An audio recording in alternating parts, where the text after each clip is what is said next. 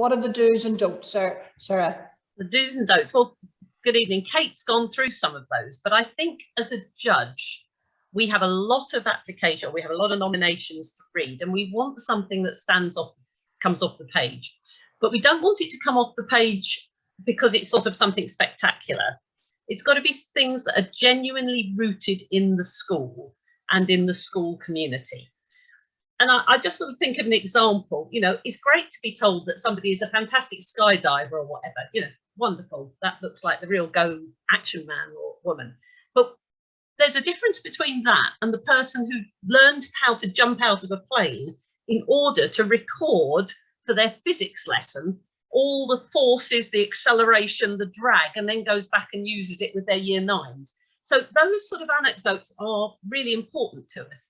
But the bottom line is that we want to know about the genuine person, the person grounded in the values of the school and their contribution that they make to the real whole school community and the wider school community. So those things are really important to us.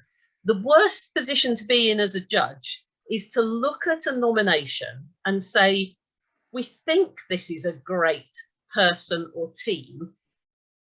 Is it because the nomination isn't quite there that we're having to debate whether we would then shortlist that person? So I would say that advice about getting all the information together first is really important. Think about the person. What you want to come off the page is the person, the teacher, the person. And we want to really feel that we get to know that person in that way.